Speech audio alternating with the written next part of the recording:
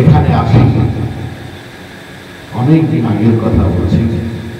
তখন এই প্রতিষ্ঠান শুধুমাত্র নিচের তলায় ছিল, আর আজকে এসে দেখলাম এই প্রতিষ্ঠান যথেষ্ট বড় হয়েছে। দ্বিতলে থাকার ব্যবস্থা রয়েছে এবং দ্বিতলের চতুর্দিকেই প্রায় আরো সব থাকার বা ক্লাসের ব্যবস্থা হচ্ছে। এটা যে বিনা বাধায় করতে পারছে এমন ব্যাপারটা নয়। আমি একটু খুঁচিয়ে খুঁচিয়ে জিজ্ঞেস করে জানতে পারলাম এই যে সামনে ক্রীড়াবিদ বিদ্যার্থীরা এখানে এই ধরনের একটা শিক্ষা প্রতিষ্ঠান তৈরি হচ্ছে, সেক্ষেত্রে মানুষের সহযোগিতা দরকার। কিন্তু আমরা দেখতে পারলাম, আমি দেখতে পারলাম যে সামনে একটা প্রতিবন্ধকতা, সেই প্রতিবন্ধকতা যারা আমি তাদের করজোড়ে নিবেদন করব। এটা একটা দিনই শিক্ষা প্রতিষ্ঠান। প্রথমত শিক্ষার কথা খুব গুরুত্ব সহকারে ইসলাম দেওয়া হয়েছে। মানে একেবারে যদি বলেন আমাদের প্রিয় কালামুল্লাহ শরীফ বিশ্ব মানবতার জন্য যে সংবিধান, যে গঠনতন্ত্র আল্লাহ রাব্বুল আলামিন প্রেরণ করলেন আমাদের প্রিয় নবী মুহাম্মদ সাল্লাল্লাহু আলাইহি ওয়াসাল্লামের মধ্য দিয়ে, সেই কোরআনটা যদি আপনি খোলেন তাহলে শুরুতেই যে শব্দটা পাবো সেই শব্দটা হচ্ছে ইকরা, অর্থাৎ পড়ো। শিক্ষা অর্জন করার কথা, পড়ার কথা, জ্ঞান অর্জন করার কথা আমার আল্লাহ প্রথম বলেছে। আমি কোরআন বেত্তা নই, আমি তার বিশারদ নই, সুতরাং আমি তার ব্যাখ্যায় যাচ্ছি না, শুধু প্রাসঙ্গিক ভাবে বলছি। এই ইকরা সম্পর্কে, এই পড়া সম্পর্কে, এই জ্ঞান অর্জন সম্পর্কে বলতে গিয়ে আমার প্রিয় নেতা মুহাম্মদ সাল্লাল্লাহু আলাইহি ওয়াসাল্লাম তুমি জ্ঞান অর্জন করার জন্য শুধু ছেলে যেতে হয়, ছেলে যাও, আমি এর বেশি কিছু না। তাহলে যেখানে ইকরার জন্য, জ্ঞানের জন্য এত বড় জায়গা ইসলাম আমার দেখে খুব মর্মাহত হলাম যে সেই শিক্ষা প্রতিষ্ঠান, সেই দিনই শিক্ষা প্রতিষ্ঠান, তার যে প্রবেশদ্বার, প্রশস্ত প্রবেশদ্বার হওয়া উচিত। আমরা দেখেছি স্বাধীনতা পূর্বকালে, স্বাধীনতা পরবর্তীকালে শিক্ষা প্রতিষ্ঠানকে এলাকার মানুষরা সহযোগিতা করেছে, দান করেছে, শিক্ষা প্রতিষ্ঠান গড়ে উঠেছে। আজকে যে আলামিন মিশনের নাম নিয়ে আমরা সবাই গর্ব করি, সেই আলামিন মিশন কিন্তু আমার আপনার মানুষের দানে সেই আলামিন মিশন একটা মহিমাতে পরিণত হয়েছে। আজকে দেখবেন সেই শিক্ষা প্রতিষ্ঠানের সামনে একটা প্রশস্ত গেট, শিক্ষা প্রতিষ্ঠানের দরজা এবং প্রশস্তই হওয়া উচিত। কিন্তু আমি যখন শুনলাম এই প্রশস্ত হওয়ার মাধ্যমে একটা প্রতিবন্ধকতা তৈরি হয়েছে, তাই যারা বা যিনি এই প্রতিবন্ধকতা তৈরি করেছেন, আমি ব্যক্তিগতভাবে, আমাকে কেউ বলেননি, আমি ব্যক্তিগতভাবে তাদের কাছে করজোড়ে অনুরোধ করব যে ভাই, শিক্ষা প্রতিষ্ঠানের এই দরজা প্রশস্ত করার জন্য আপনি এগিয়ে আসুন। মহান সৃষ্টিকর্তা আপনাকে পুরস্কৃত করবেন, মহান সৃষ্টিকর্তা আপনাকে পুরস্কৃত করবে, কিন্তু বৈরিতা করার মধ্য দিয়ে, বৈরিতার মাধ্যমে কোন মহান কাজ করতে পারে না। তবে এটাও হবে না, যিনি লক্ষ্য নিয়েছেন কাজ করবেন, তার কাজ শেষ করতে এবং তার যে উদ্দেশ্য, সেই উদ্দেশ্যকে 100% সফল করতে আর কারো সহযোগিতা দরকার নেই। মহান রব সহযোগিতা করেন, মহান সৃষ্টিকর্তা সৃষ্টিকর্তার সহযোগিতা উনি পেয়ে এত দূরত্বে এগিয়ে এসেছেন। সৃষ্টিকর্তার সহযোগিতা আমরা নিশ্চয়ই পাচ্ছে পেয়ে যাবে। আমরা আল্লাহর কাছে দোয়া করি যে সৃষ্টিকর্তার সহযোগিতা পেয়ে থাকবেন। তারপরে আরো আল্লাহ সেই প্রতিবন্ধকতার জন্য আবেদন করব যে এই প্রতিবন্ধকতাটা সরে দেওয়া উচিত, সরে গিয়ে প্রতিবন্ধকতার বদলে সহযোগিতা করা উচিত। যে কথা বলছিলাম, আর এখান থেকে আমি শুরু করতে পারি।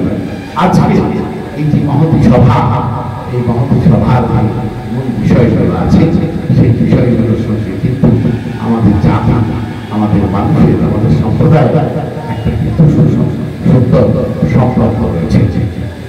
আজকে এই যে সভা হচ্ছে, এই সভায় যে সমস্ত বিষয়গুলো রাখা হচ্ছে, তার মধ্যে একটা হচ্ছে ওই যে উত্তরপ্রদেশে বহু চর্চিত ঘটনা, উত্তরপ্রদেশে যে একটা অনভিপ্রেত ঘটনা ঘটেছে, যা ভারতীয় গণতন্ত্রের জন্য, যা বিশ্ব শান্তির জন্য সত্যি হুমকি স্বরূপ। বিশ্ব শান্তি প্রতিষ্ঠায় শেষ বিষয় আছে।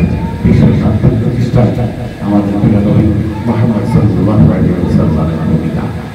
আমি একটা কথা বলতে চাই যে শেষ কথা, দেখুন ঋগ্বেদ এবং সামবেদে, ঋগ্বেদ এবং সামবেদে সেখানে স্পষ্ট বলা হয়েছে সনাতন ধর্মের যে বেদান্ত গ্রন্থগুলো রয়েছে, সেই বেদান্ত গ্রন্থ হচ্ছে প্রাচীন বেদান্ত গ্রন্থ। সেই ঋগ্বেদ এবং সামবেদে সেখানে স্পষ্ট ভাষায় বলা হয়েছে তোমরা যারা শান্তির অনুসন্ধান করছো, আগামী দিনে একদিন আহম্মদ নামে একজন যুগবংশের আবির্ভাব হবে। আহম্মদের শরণাপন্ন হও, তোমরা শান্তি অনুসন্ধান করবা। তাহলে বিশ্ব শান্তি প্রতিষ্ঠায় আমার প্রিয় নবী যে বিশ্ব শান্তি প্রতিষ্ঠা করার জন্য আসবে, এ কথা হাজার হাজার বছর আগে আমরা তাকে পেয়ে যাচ্ছি। এবং সেটা ইসলামের সঙ্গে সম্পর্ক যুক্ত কোনো কেতাব কিন্তু নয়। তাদের কেতাব কোন ধর্মের দোষ না। আজকে যারা ধর্মের দোহাই দিয়ে, যে ধর্মের দোহাই দিয়ে আজকে যারা ইসলামের বিরুদ্ধে যুদ্ধ ঘোষণা করেছে, সেই সনাতন হিন্দু ধর্মের যে কেতাব, সেই কেতাবে আমরা পাচ্ছি। তাহলে বোঝা যাচ্ছে যে বিশ্ব শান্তি প্রতিষ্ঠা করার জন্য কি না তারা চেষ্টা করছেন বা করবে। আর আজকে আমরা চ্যানেলে বসে, আজকে আমরা একটা চ্যানেলে, একটা মিডিয়াতে দেখতে পাচ্ছি কোথাকারকে সাহিত্যিক, তাকে নিয়ে এত আলোচনা করতে হবে, এটাও কোনো প্রয়োজন নেই। নিম্ন মানে নিম্ন রুচির সাহিত্যিক তিলোত্তমা, সেই তিলোত্তমা। আচ্ছা, নিম্ন রুচির আর নিম্ন মানের সাহিত্যিক, সাহিত্য কি বলে জানেন? ওটাও সাহিত্য। নিম্ন মানের আর নিম্ন রুচির সাহিত্য হলে তাকে বলা হয় কেউ সাহিত্য। ওই তিলোত্তমা টিভি চ্যানেলে যেভাবে মুসলমান সমাজের বিরুদ্ধে, মুসলমান সম্প্রদায়ের বিরুদ্ধে, এরা শান্তির জন্য হুমকি স্বরূপ, এরা সন্ত্রাসী, এরা সন্ত্রাস সৃষ্টি করছে ইত্যাদি বলে তিলোত্তমা নিজের বাজার গরম করতে চাইলেন। আমি সেই তিলোত্তমাদের উদ্দেশ্য বলতে চাই। আর তিলোত্তমা বলার পরে যারা ওই সমস্ত বুদ্ধিজীবীরা যারা তাদের ভোটটাকে ট্রাই করে রেখে দিয়েছেন, আমি তাদের উদ্দেশ্যে বলতে চাই, আসলে কি ভারতবর্ষে তথা বাংলায় শান্তি প্রতিষ্ঠার চেষ্টা আপনারা করছে? শান্তি প্রতিষ্ঠার চেষ্টা করছে না। যদি শান্তি প্রতিষ্ঠার চেষ্টা করা হতো, তাহলে এই বাংলার পরম্পরা আছে সাম্প্রদায়িক সম্প্রীতি, এই সাম্প্রদায়িক সম্প্রীতিকে নষ্ট করে একটা অসাধারণ পরিবেশ তৈরি করার চক্রান্ত হচ্ছে রাজনৈতিক কারবারীরা। প্রতিদিন আপনাদের এই মেদিনীপুরের ভূমিপুত্র, তিনি বর্তমানে একটা সময় তিনি ছিলেন শাসক দলে, বর্তমানে তিনি বিরোধী দলে গেছেন, যেতেই পারেন, কোনো আপত্তি নেই। প্রত্যেকের রাজনীতি করার অধিকার আছে, কিন্তু নগ্ন রাজনীতি করার অধিকার, নোংরা রাজনীতি করার অধিকার কেউ কাউকে দেয়নি। না দিয়েছে ধর্ম, না দিয়েছে সংবিধান। আমরা শাস্তি বিঘ্নিত, আমরা যারা মুহাম্মদ সাল্লাল্লাহু আলাইহি ওয়াসাল্লামের অনুসারী, আমরা যারা তাকেই আমাদের একমাত্র নেতা বলে মনে, আমরা শাস্তি বিঘ্নিত করছি না। তোমাদের জেনে রাখা উচিত, ডাক্তার নারায়ণ, যিনি কলকাতার সুবিখ্যাত ডাক্তার, এবং এত বিষ নিয়ে বাঁচে কি করে আমার মনে প্রশ্ন। যেভাবে ডাক্তার নারায়ণ খুব বিখ্যাত ডাক্তার ছিলেন, আছে, এবং এই ডাক্তারদের যে আন্দোলন, সেই আন্দোলনে উনি একটা বড় ভূমিকাও নিয়েছিলেন। এত বিষ দিয়ে নারায়ণ, আপনি নারায়ণ ভক্তি করে এই প্রশ্ন ঢাকার মানুষ করছে। চ্যানেলে যেভাবে বিষ দিয়ে দিয়েছেন আপনি, একটা ভিডিও করে যেভাবে বিষ দিয়ে দিয়েছেন আপনি, আর সেই বিরোধী দলনেতাকে প্রশ্ন করি, এই বিষ যত উগড়াচ্ছে এর সমস্ত দায়ভার আপনাকে নিয়ে হবে। শান্তি আমরা ব্যক্তিগত করছি না, আমাদের নামে চাপানো হচ্ছে। আমরা যারা আমাদের প্রিয় নবী মুহাম্মদ সাল্লাল্লাহু আলাইহি ওয়াসাল্লামের অনুসারী, শান্তির বার্তা হচ্ছে অনুসারী, শান্তির ইশারায় অনুসারী, তারা শান্তি নষ্ট করছে না, শান্তি নষ্ট করছে আপনারা। কোন সাধারণ হিন্দু শান্তি নষ্ট করছে না। হিন্দু রাষ্ট্রের গ্যারান্টি দিতে পারবে? ভাববেন হিন্দু ভাইরা, বিজেপি সমর্থক সব হিন্দু ভাই তো বিজেপি সমর্থক না, বাজে কথা বলছে। বিজেপি সমর্থকদের বলছি, ভাববেন তুমি কি এই হিন্দু রাষ্ট্রের গ্যারান্টি দিতে পারবে যে হিন্দু রাষ্ট্রে মুসলমানরা কোথা কাজ করবে তার সন্ধান দরকার নেই, অন্য ধর্মের লোকেরা কোথা যাবে দরকার নেই? হিন্দু রাষ্ট্রের প্রতিটা হিন্দু ঘরের সন্তানের কর্মসংস্থানের গ্যারান্টি দিতে পারবে? তুমি তো এই হিন্দু রাষ্ট্র করতে পারবে যে হিন্দু রাষ্ট্রে প্রত্যেকটা সনাতনী হিন্দু সমাজের সম্পত্তি থেকে শুরু করে সমস্ত কিছু সুরক্ষার দায়িত্ব তুমি নিতে পারবে? এই গ্যারান্টি যখন তুমি দিতে পারবে না, তখন কিসের হিন্দু রাষ্ট্র গঠনের কথা বলছো? এসব আসলে বিভ্রান্ত করার জন্য বলা হচ্ছে। তাই এই আমি বলবো, আই লাভ মোহাম্মদ সম্পর্কে আমি বলবো, তাই বিজেপি এই গ্যারান্টি দিতে পারবে না। এরা হিন্দুত্ব করছে, কিন্তু কার্যত হিন্দু সমাজের সবচেয়ে বেশি ক্ষতি করছে। এটা আজকে বিজেপির সমর্থক হিন্দু যারা, তাদের বুঝতে হবে। এবার আসেন ইউপির আইলাম মোহাম্মদের প্রসঙ্গ। আইলাম মোহাম্মদের প্রসঙ্গ, ও তো বর্বরের রাজত্ব, জঙ্গলের রাজত্ব, জঙ্গলির রাজত্ব, সেই রাজত্বে এমন ঘটবে, এটা তো স্বাভাবিক।